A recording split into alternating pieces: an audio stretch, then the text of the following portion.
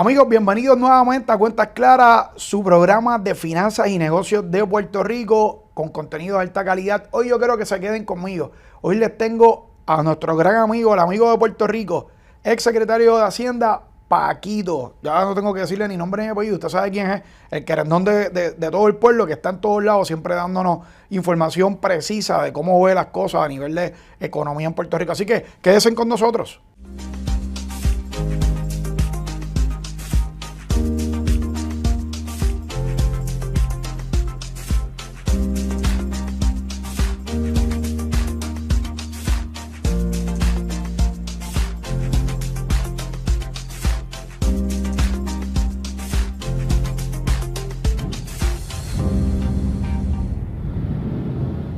Amigos, gracias por conectarse nuevamente. Recuerde vernos en Cuentas Claras a través de Dura Streaming. Llevamos ya varios episodios, los números siguen creciendo. Gracias por la aceptación, gracias por el auspicio, gracias por conectarse con nosotros y nuestro compromiso siempre será traer aquí gente, expertos en el tema, gente que aporta a su vida contenido de calidad y que siempre le llevemos a usted información precisa de cómo está Puerto Rico económicamente y en sus finanzas. Hoy me quedo corto presentando a Francisco Párez, exsecretario de Hacienda, compañero de aquí de programación digital en Dura Streaming, panelista en Jugando Pelota Dura y tantas otras cosas más. Por aquí le llamamos un amigo de la casa.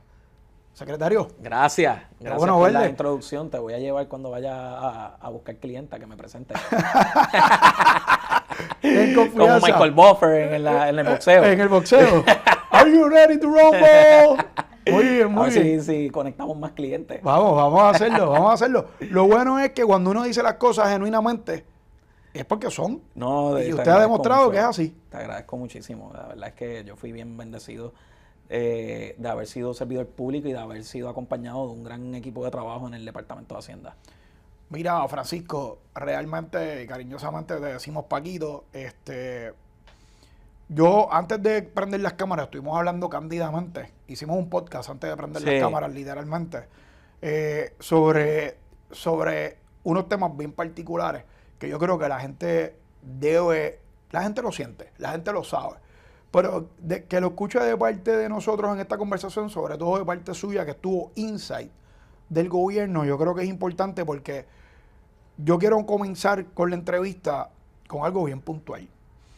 Nosotros en la empresa privada, cuando vamos a contratar a alguien, esa persona tiene que tener las capacidades pertinentes para el cargo que aspira a ocupar y las competencias académicas. O sea, se le exige mucho al empleado de la empresa privada que tenga los estudios y que tenga la experiencia. Hay gente que tiene los estudios y si no tiene experiencia no lo contratan. O si lo contratan le pagan mucho menos de lo que le deberían pagar en lo que va creciendo y desarrollando la experiencia. A veces me doy cuenta que en el gobierno no es así.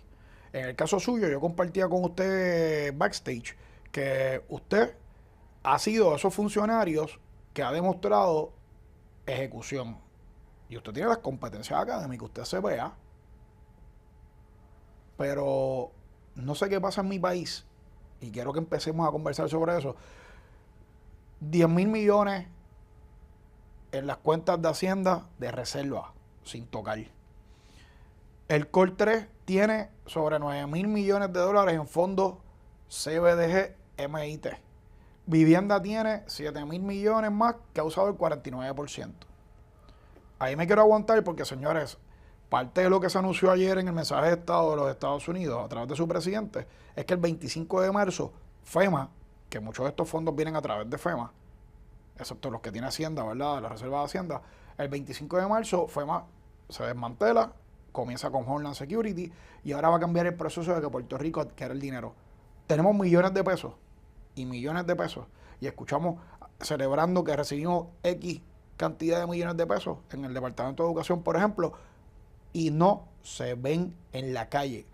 ¿Cómo es posible que habiendo tanto funcionario público no se puede ejecutar que cuando yo salga a la calle los boquetes estén arreglados, se le dé mantenimiento de las carreteras, los postes apagados, la UPI hecha canto, los hospitales cerrando, tengamos una contracción económica de un 4%, según unos estudios que ha hecho una fundación Crece, que pertenece al exgobernador Luis Fortuño, y me parece el economista Escapela, que es un economista muy bien preparado también.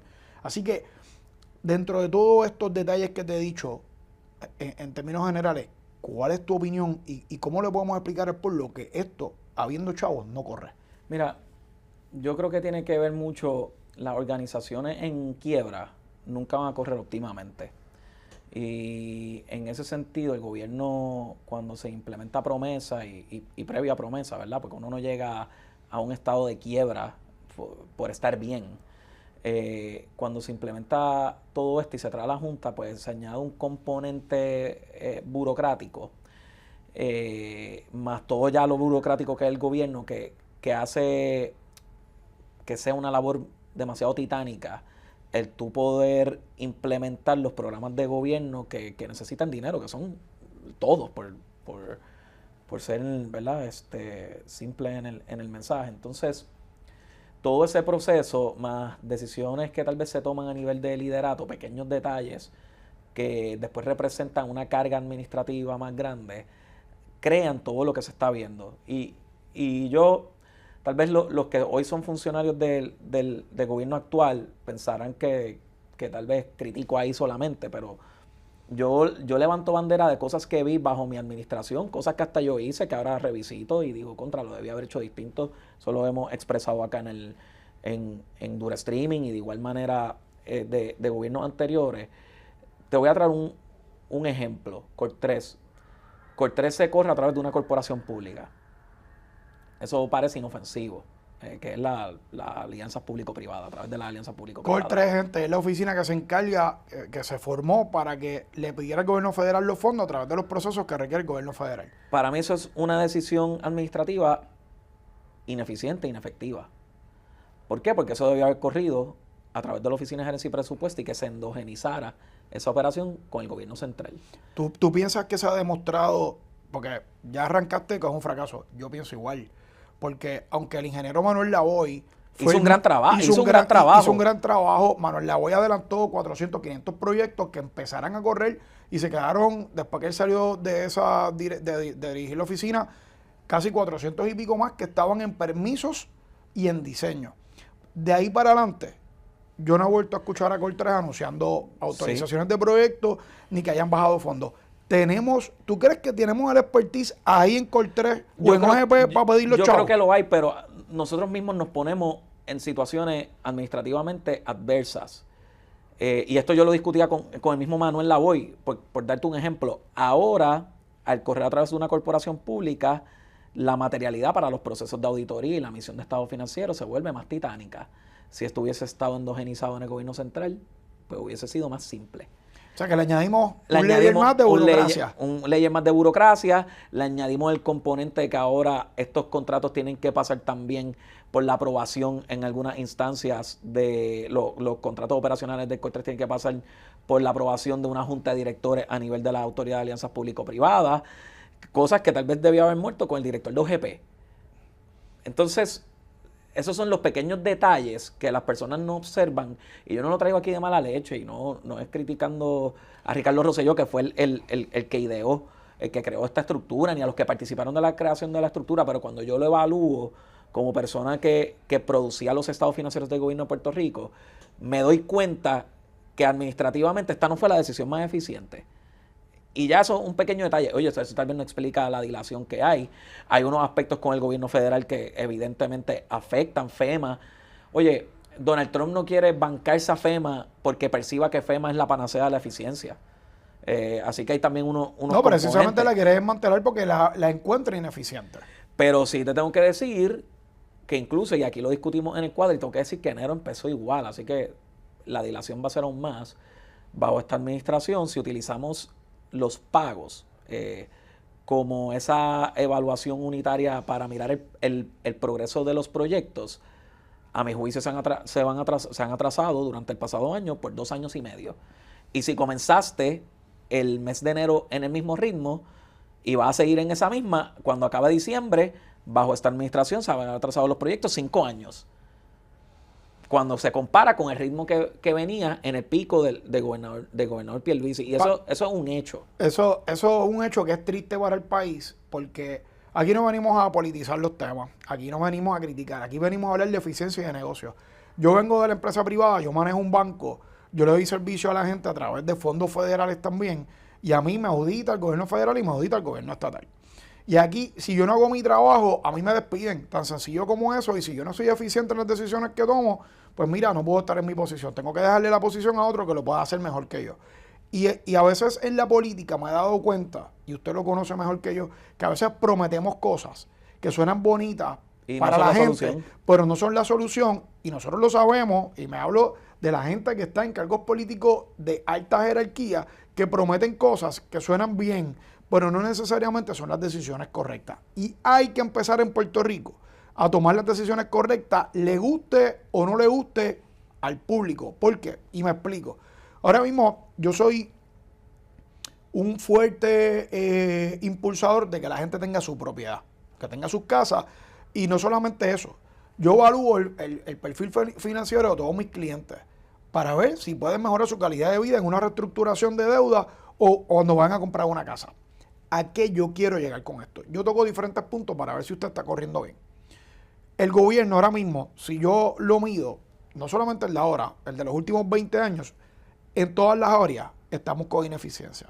Si vamos actualmente a la vivienda, Francisco, el gobierno federal nos dio 7,000 millones cuando llegó María e Irma. Esos son los fondos CBDG, MIT, que son los de mitigación y recuperación. De esos 9,000 millones de pesos, hemos usado un 9%. De los fondos CBDG-DR, 7,000 millones, hemos usado el 49%. Estos fondos en diciembre caducan. Noviembre, diciembre del 2026 caducan. ¿Cómo es posible que yo le esté diciendo al gobierno federal que mi país no está recuperado, que se me va la luz todos los días, pero yo no he sido capaz de, aún recibiendo el dinero básicamente regalado, acreditado, porque nosotros no aportamos al fondo federal? Nosotros de nuestros taxes no le pagamos nada a Estados Unidos. Que sí, que pues obviamente Home Depot, Walmart, Costco, son corporaciones que emiten dinero. Claro claro que sí. Pero que usted y yo aportemos al fondo federal, porque las ayudas no llegan solamente para las corporaciones norteamericanas, llegan para ti, llegan para mí y todo el que nos está viendo. Entonces, ¿cómo es posible que yo le esté enviando un mensaje tan equivocado al gobierno federal, que me envíen millones de pesos y yo te diga, mira, que pues yo no pude en el término que tú me dijiste, que mi equipo de trabajo lograra recuperar esos chavitos para yo meter postes nuevos, transformadores, alumbrar las calles, tapar los boquetes? Mano, ¿cómo se explica eso? Bueno, yo creo que estos fondos típicamente corren por reembolso. Y por regla general, el gobierno federal no cubre el 100% de los costos. Así que O sea, tú tienes 75, que, 80, o sea. tienes que prepagar, y no tan solo eso, tienes que tener un pote para parear en tu proporción. Si son 10 centavos de cada dólar, pues tienes que sacar ese por ciento. Y creo que ahí, y siento que la Junta tal vez puede ser un poco más creativa en lo que le permite al Estado poder utilizar su liquidez para, de alguna manera u otra, aliviar esa carga, no tan solo del prepago, sino del pareo. Si pudiese haber un común acuerdo en la utilización del Fondo General que se encuentra, ¿verdad?, en un estado saludable, para de alguna manera poder acelerar, y se trató con un fondo rotatorio, que luego la Junta lo plagó de una burocracia que básicamente no se ha podido ni utilizar, y está eso ahí para después pagarlo al servicio de la deuda, porque fue parte de lo que se pactó con el plan de ajuste. Y esa discusión, yo no siento que la Junta le dé apertura, por lo menos públicamente, a revisitar esa utilización de los fondos del Fondo General. ¿Cómo podemos ser más astutos utilizando esa liquidez para de alguna manera viabilizar estos proyectos que al final del día deberían producir una actividad económica que te ayuda a pagar en gran medida parte de ese 10%, de ese 25% que le corresponde con la al Estado? creación de empleo? ¿La Junta nos permitiría utilizar la reserva de los 10,000 millones de pesos que tiene Hacienda? Pero, sí. Secretario, esa pregunta, que yo sé que usted me la va a batear, no se me vaya Vamos a una pausa y regresamos y dejamos esa pregunta sobre el tintero. Quédense con nosotros, amigos.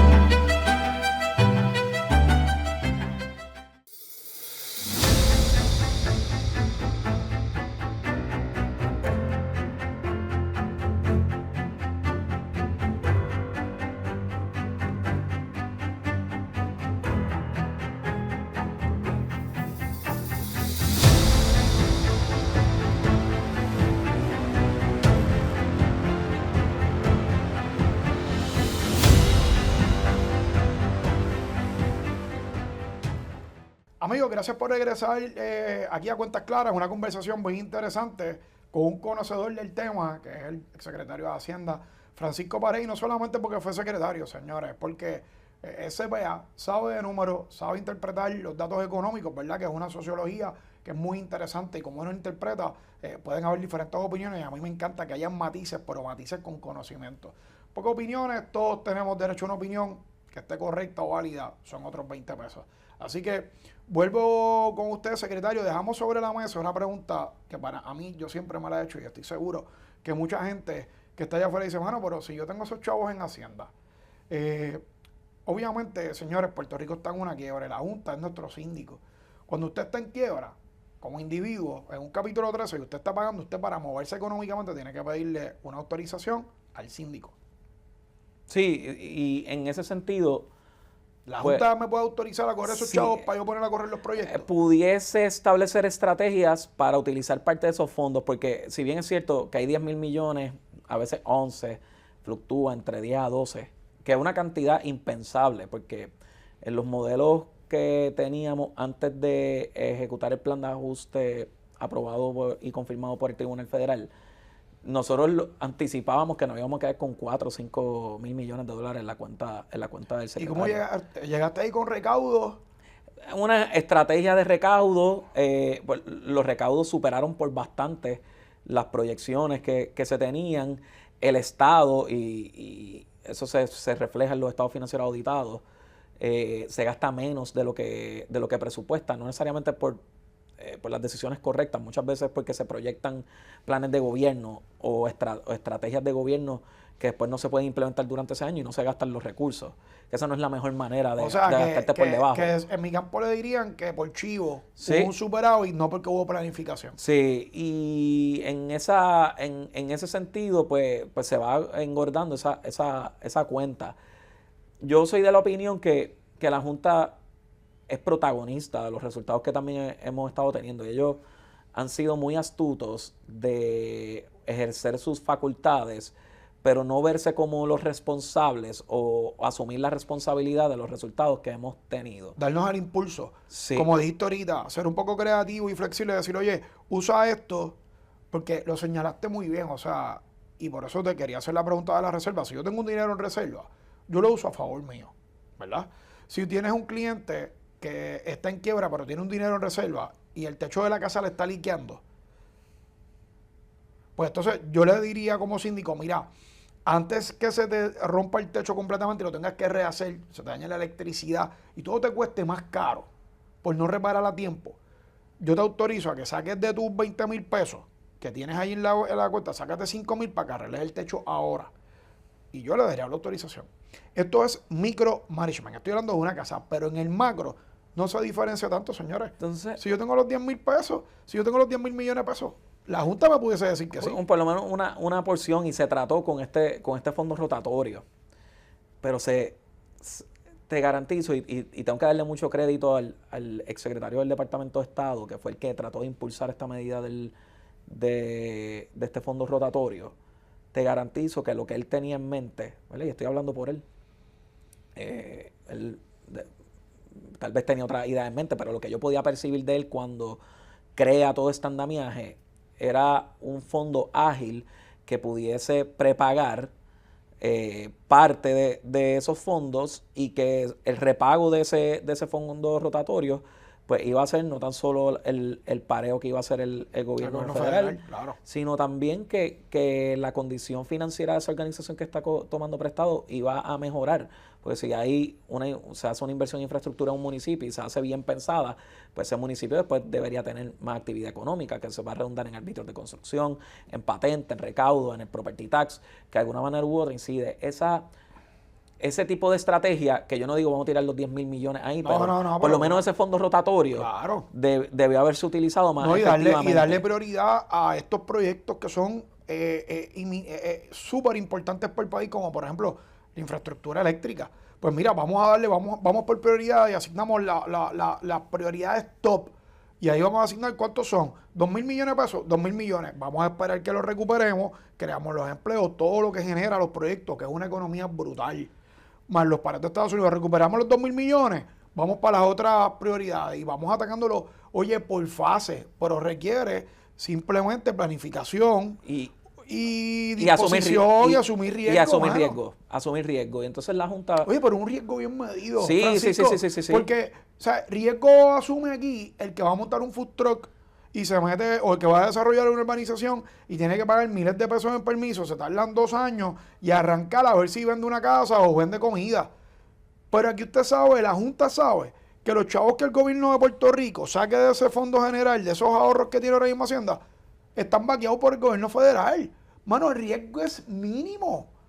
¿Cómo no llegan a la creatividad de poderlo hacer? Pues yo creo que, porque siempre hay un componente de costo que saldría del fondo general o del fondo del gobierno, ya sea el municipio, que es ese 10%, y hay otro elemento que las personas no están hablando mucho. Todos estos proyectos que se concibieron y se presupuestaron, se hicieron a base de una estructura de gastos previa a la pandemia. Todo subió.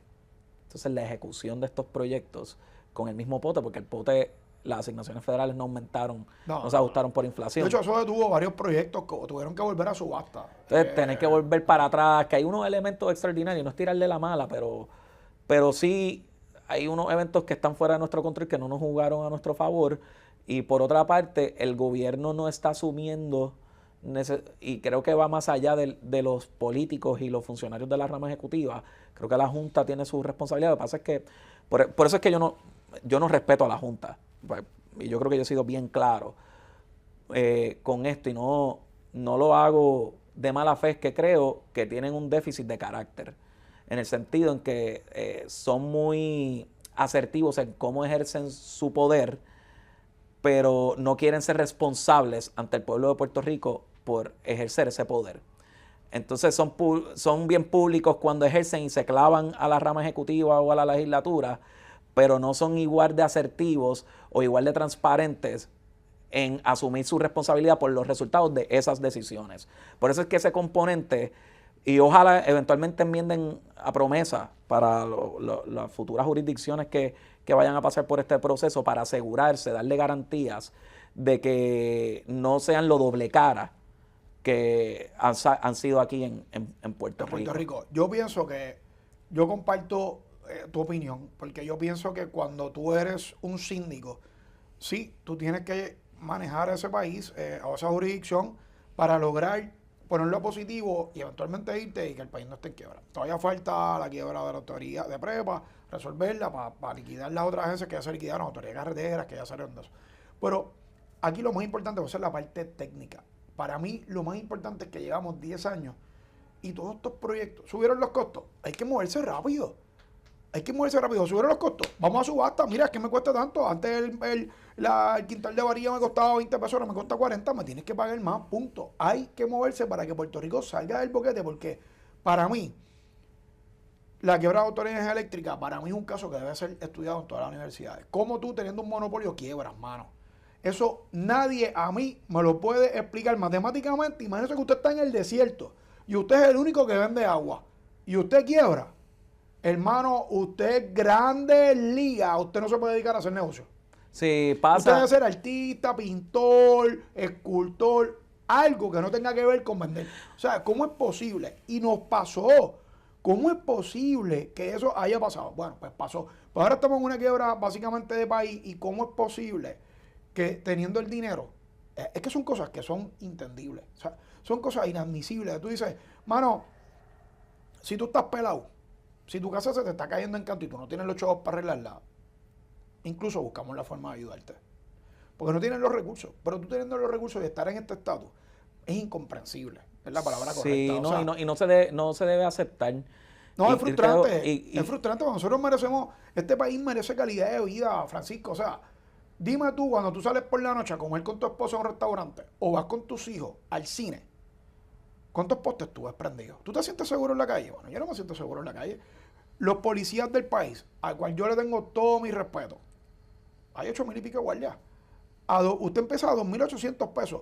¿Cómo es posible que la policía de Puerto Rico, que ya no recluta, antes yo me acuerdo que la policía de Puerto Rico activamente estaba reclutando, pero es que los mismos policías, ¿dónde está el retiro digno? 2.800 pesos para yo montarme en una patrulla y arriesgarme la vida. Hermano, queremos, oye, la jurisdicción que menos gana la policía en Estados Unidos gana 60,000 pesos al año. La menos, eso es la menos. Pues en Puerto Rico mínimo se tienen que ganar 5,000 pesos, tener un plan médico de 7 pares, un seguro de vida brutal y un retiro digno. Van a haber 50,000 policías en las calles. Oye, realmente luces apagadas, carreteras llenas de boquetes, las escuelas públicas, hermano. Yo soy producto de la escuela pública y estudié en la UPI. Hice la maestría en Estados Unidos. Señores, ¿usted sabe qué? Los otros días fui con mis hijos. Mira, aquí fue donde yo estudié. Me dio ganas de llorar cuando vi mi escuela. ¿Usted sabe qué? ¿Usted sabe qué? En los 40 años que llevaba sin ir a mi escuela, está exactamente igual. Las mismas ventanas rotas, las mismas cosas, los mismos pupitres, literalmente. O sea, en una escuela en Trujillo Alto, pues yo soy de Pueblo de Trujillo Alto, campo. O sea, mano, me dio un sentimiento. Tuve unos maestros espectaculares, gente con vocación, gente buena. Los salarios de los maestros son justos, realmente. Entonces, teniendo el billete, mano, después de mi desahogo de un poco de frustración, como cualquier ciudadano puertorriqueño, yo estoy seguro que yo no estoy solo en esta narrativa. Queremos dar una reforma contributiva que quiere producirle, quiere devolverle al pueblo de Puerto Rico, le cuesta 550 millones al Estado, pero tengo un decrecimiento. Y me hiciste una pregunta ahorita que te la voy a contestar al aire, que si yo pensaba si estábamos en una recesión. Yo entiendo que sí. Yo soy el tipo más optimista del mundo, pero los números son los números. Puerto Rico está en una contracción económica. Pero Braña, no hay casa, las casas caras, está todo caro. Sí. Pero señores, ha sido a fuerza de fondos federales, no de crear negocios en Puerto Rico. Entonces, hay estudios que señalan que hay un negativo 4%. Pues yo pienso que estamos en una recesión. Entonces, compartías conmigo que hubo un 5% menos de recaudo en los primeros 6 meses. En los primeros 6 meses. De este año fiscal. Pues eso va acorde a mi opinión de que hay una recesión. ¿Qué tú opinas? Que a mí me preocupa muchísimo porque veo al secretario de Hacienda, que fue mi subsecretario, hablando de que está por encima de la proyección por 100 y pico millones, cuando antes Hacienda estaba por encima de la proyección 700, 800 millones. Y yo sé que uno tiene que vender un sentido de seguridad, ¿verdad? Eso es parte de que las personas puedan confiar en su gobierno. Claro. Pero no podemos destapar.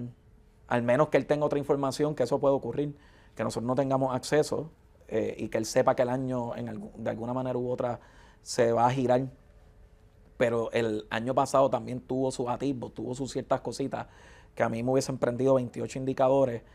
Mirando el desempeño a mí me causa preocupación. Entonces, cuando uno ve esta medida de reforma que se parece mucho en gran medida a lo que intentó el gobernador Pierluisi en el 2023, la verdad es que las circunstancias en ese año eran muy distintas a las que se ven hoy y lo que se proyectaba es muy distinto a lo que es nuestra realidad de hoy. donde no se iba a atrasar por 2 años y medio la construcción en el 2025, por 2 años y medio más, por lo que se ve del desarrollo del mes de enero.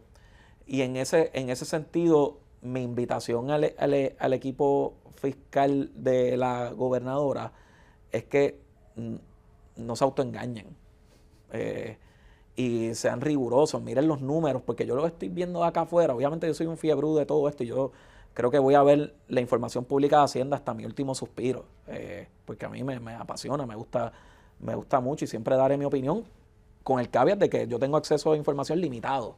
Es lo que todos los puertorriqueños están y viendo. con la experiencia y el conocimiento que tienes también. Y el amor, porque yo quería ser secretario de Hacienda y renuncié sabiendo que estaba renunciando al mejor trabajo del mundo. Pero viendo esa información, yo pienso que amerita un ajuste en la narrativa que se está llevando y número 2, lo que se está proponiendo. Y otra cosa, mira, salió del proceso legislativo y me llevo esta impresión que el equipo fiscal de la gobernadora se vino a enterar de los costos comprensivamente cuando el presidente del Senado le preguntó la información. Fue como que lo que los obligó a ellos tenerse que sentar y hacer el ejercicio y responderle al Senado que están descuadrados. Yo, cuando vi las propuestas, de hecho hay 2 prórrogas que AFAD no ha podido cumplir con la documentación. Qué insensato, porque tú no puedes aprobar algo que tú ni sabes de dónde tú vas a sustituir los fondos que vas a usar para pagarle a la gente esa reforma contributiva. Yo estoy a favor de que haya una reforma comprensiva, uniforme, para que en todos los sectores, de todos los ingresos, tengan una reducción contributiva. Pero tiene que ser responsable porque si no, nunca salimos de la quiebra. La gente que se gana 150,000 pesos o más siguen pagando el 33. Pues entonces ese lo penalizo, pero a todo el que se gana menos, pues le cobro menos. Ok, perfecto. Digamos que se prueba así. ¿De dónde yo saco los 552 millones? Porque las proyecciones fueron de 30 millones, los carros eléctricos, las placas solares a 100 y pico millones. Entonces, a mí me está bien. Obviamente, nosotros que nos preparamos en finanzas, ¿verdad? En grados de maestría y todo lo demás y la experiencia que tenemos, cuando yo voy a proponer algo, tiene que hacer sentido, los números tienen que hacer sentido, los números tienen que estar de acuerdo con lo que yo estoy proponiendo. La lista que Tomás Rivera Chats le pidió a FAT para que pudiese demostrar que esta reforma era algo prudente de hacer y fiscalmente responsable, cuando yo la leí, yo no sé, la primera persona que a mí me vino a la mente que la formuló fue usted. No, pero mira, el presidente tiene su equipo de trabajo y ¿Usted no aportó unas ideas ahí? No, yo el asesoramiento que le he dado... Esa lista estaba bien hecha, bien profesional, y a mí me acordó cuando me mandaron a hacer la tesis, era... Sí, yo vi la lista y tengo que decir que fue bien puntual y que creo que el presidente del Senado muy efectivamente documentó que la rama ejecutiva no fue rigurosa al momento de diseñar esta reforma contributiva. Que fue algo más para cumplir una promesa de campaña, más allá de querer y soltar chavo, cuando debe tomarse con la seriedad, porque los documentos y los puntos, y yo invito a la gente que busque esa lista se anunció, estaba en las redes sociales incluso, y muchos programas de radio responsablemente la tocaron. Eran puntos importantes que antes de usted formular la reforma, usted tenía que tenerlas presentes. Y a mí me estuvo curioso que fuese al revés. Propongo, lo querían aplicar para este ciclo contributivo. Eso era a palo limpio. Que eso es cogieron de rehén la fecha de lanzamiento del ciclo contributivo. Correcto. Menos mal que pudieron recapacitar de esa decisión y permitir que el Departamento de Hacienda rompiera récord nuevamente saliendo un día antes. Pero si hubiesen dejado a otras personas, que no, eso es contra natura del Departamento de Hacienda, no creo que esa idea haya salido del corazón del Departamento de Hacienda.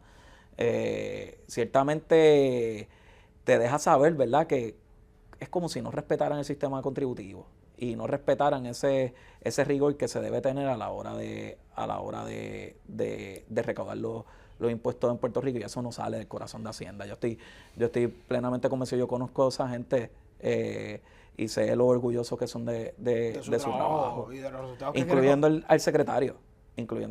Él ha dado una cantidad significativa de años ahí en el Departamento de Hacienda. Bueno, estuvo con usted, una persona con experiencia, fue su con experiencia, sí, fue mi subsecretario, secretario auxiliar.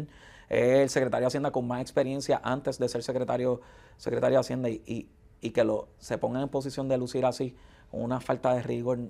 Para mí fue algo, creo que es de los top items del año 2026. Posiblemente fue bajo instrucciones y presiones, no porque realmente entendiera que el proyecto estaba correcto. Y eso es triste. Y eso es triste. Y así no podemos manejar ni un negocio privado y mucho menos una agencia o un gobierno de un país si queremos tener una finanza saludable.